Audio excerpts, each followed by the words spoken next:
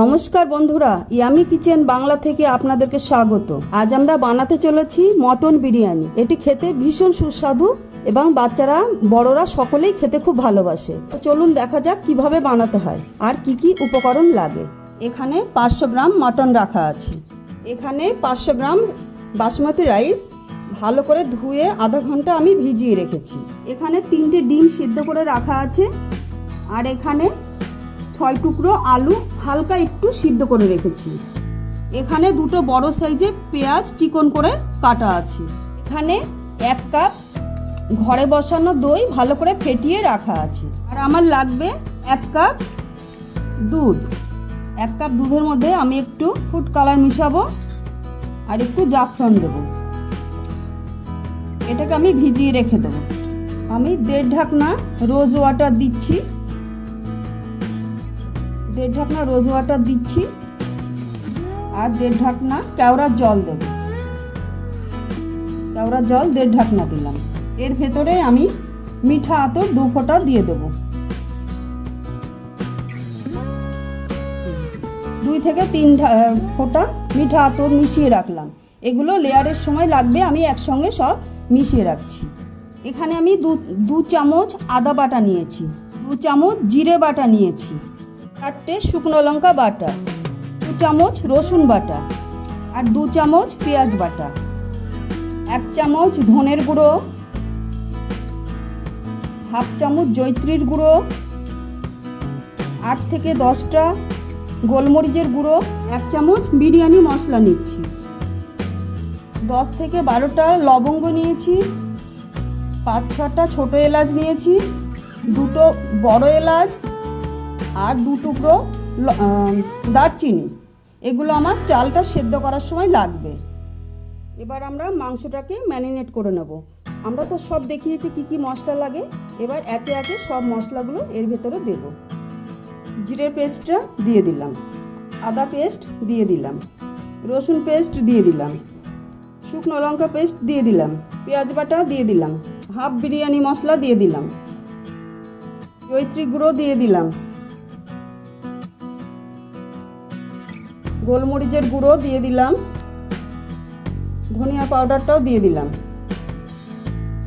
কেওড়ার জল, rose water আর মিঠা আতর যে মিশ্রণটা আমি করেছিলাম সেটার থেকে আমি 1 চামচ এর ভেতরে দিয়ে দিচ্ছি।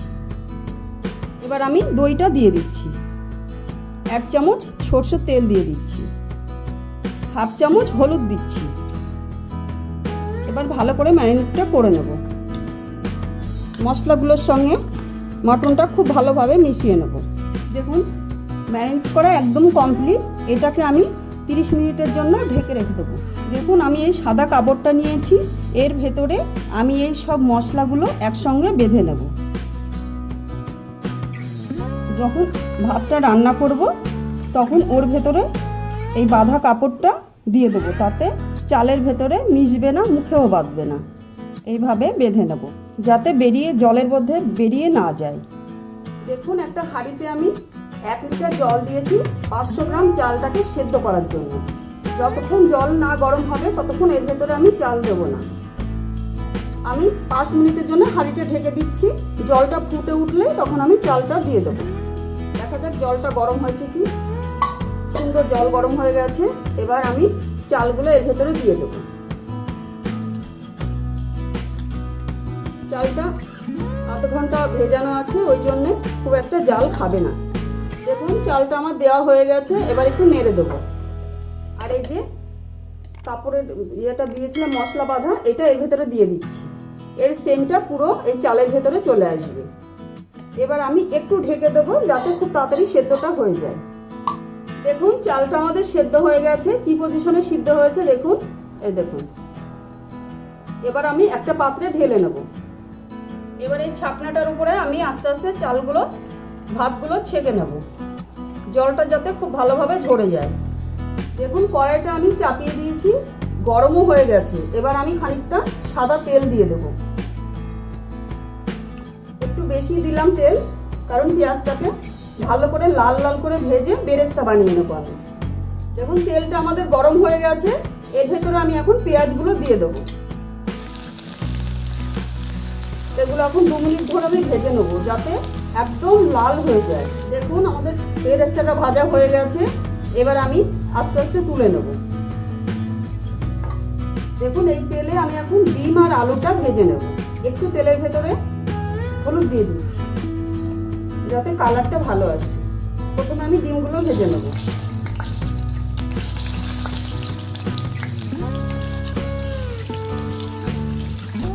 ডিমগুলো আমাদের ভাজা হয়ে গেছে, এবার আমি তুলে নিচ্ছি। এই তেলের ভেতরে আলুগুলো ভেজে নেব। আমি আলুগুলোর ভেতরে একটু ফোঁটা হলুদ দেবো, 1/2 চামচ মতো হলুদ দিলাম। আলুগুলো আমি লাল লাল করে ভেজে নেব। দেখুন আলুগুলো আমাদের লাল লাল করে ভাজা হয়ে গেছে। আমি আগেই বলেছি আলুগুলো আমি একটু হালকা সিদ্ধ করে নিয়েছিলাম, না হলে ঠিক তেলের মধ্যে আলুগুলো সিদ্ধ হতে চায় না। সুন্দর লাল হয়ে ভাজা হয়ে গেছে, এবার আমি তুলে নিচ্ছি। আমি সব আলুগুলোকে এইভাবে তুলে নেব।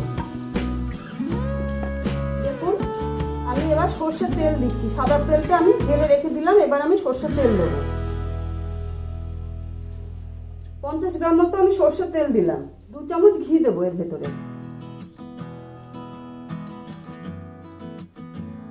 এটা আমি মাংস কষানোর জন্য তেল আর ঘিটা দিলাম। এবার আমি ফোড়নে জিরে দেবো আর 2 টুকরো দারচিনি দিলাম, একটু লবঙ্গ দিলাম, এলাচ দিলাম। এবার আমি ম্যারিনেট করা মাংসটা এই কড়াইয়ের ভেতরে দিয়ে দিলাম। খুব ভালোভাবে মিশিয়ে নিতে হবে। তেল, ঘি আর মটনটা খুব ভালোভাবে মিশিয়ে নিতে হবে। আমি এর ভেতরে আগে কিন্তু লবণ দিইনি, এখন 1.5 চামচ লবণ দিচ্ছি আর 1/2 চামচ চিনি দেবো আর 1 চামচ মতো হলুদ দেবো। এবার একটু হাই হিটে আমি কষিয়ে নেব 10 মিনিট ধরে। দেখুন আমাদের মটনটা মনে হচ্ছে কষা কষা হয়ে গেছে। এবার আমি এগুলোকে প্রেসার কুকারের মধ্যে দিয়ে একটা সিটি দিয়ে তবে নামাবো, না হলে মটন তো একটু সিদ্ধ হতে দেরি লাগে। আমি প্রেসার কুকারটা চাপিয়ে দিলাম। এবার এর ভিতরে মাংসটা দিয়ে আমি 2টো সিটি দিয়ে নেব যাতে খুব ভালোভাবে মাংসটা সেদ্ধ হয়ে যায়। দেখুন প্রেসার কুকারের ভিতরে মাংসগুলো আমি দিয়ে দিয়েছি। এবার ঢাকনাটা আমি বন্ধ করে 3 থেকে 4টে আমি সিটি দিয়ে নেব, না হলে খাসির মাংসটা খুব একটা সেদ্ধ হবে না। আমাদের মটনটা মনে হচ্ছে সেদ্ধ হয়ে গেছে। আমি প্রেসার কুকারে ঢাকনাটা খুলে দিচ্ছি। এবার দেখব কি পজিশনে সেদ্ধটা হয়েছে। দেখুন খুব সুন্দরভাবে সেদ্ধটা হয়ে গেছে। গরম তো ঠিক হাত দেওয়া যাচ্ছে না, খুব ভালোভাবে সেদ্ধ হয়ে গেছে। দেখুন এই বড় একটা গামলা নিয়েছি, এর ভেতরে আমি লেয়ারটাকে সুন্দরভাবে সাজিয়ে নেব। প্রথমে আমি মাংসটাকে দেব, এইভাবে মাংসগুলোকে দেব। দেখুন মাংসগুলো আমি সুন্দরভাবে সাজিয়ে দিয়েছি। এর ভেতরে আমি এবার ভাতগুলো দিয়ে দেব। আমি হাত দিয়ে ভালোভাবে দিয়ে দিচ্ছি। এবার আমি 3টে আলু দেব আর 2টো ডিম দেব, একটু বেরেস্তা দেব। কেওড়া জলের মিশ্রণটা দিয়ে দিচ্ছি আর দুধে জাফরান দেওয়া ছিল ওইটা আমি দিয়ে দিচ্ছি। 1 চামচ ঘি দেব। এবার আমি আর কটা ভাত দিয়ে দেব। পুরো ডিমগুলোকে আমি ঢেকে দেব। এবার আমি আবার মাংসগুলোকে দিয়ে দিচ্ছি।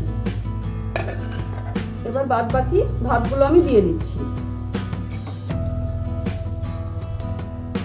এবার আমি আর 3টে আলু আর একটা ডিম দিয়ে দিচ্ছি।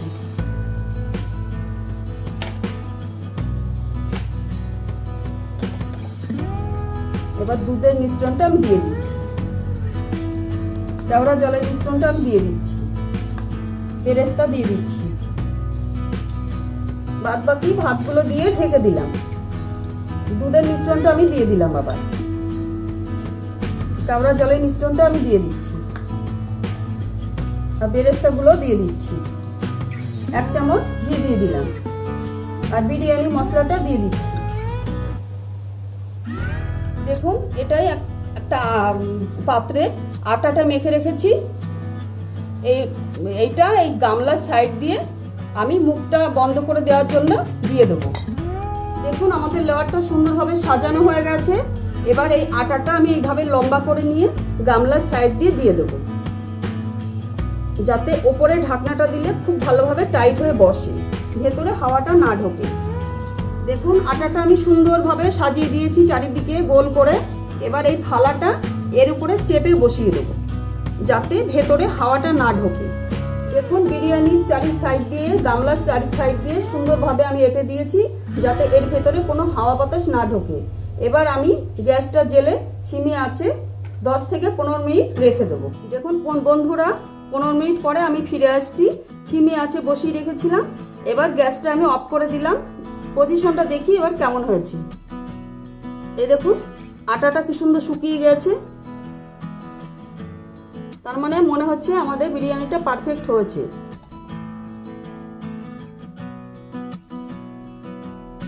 আমি আস্তে আস্তে খুলে নিচ্ছি। টাইট হয়ে গেছে।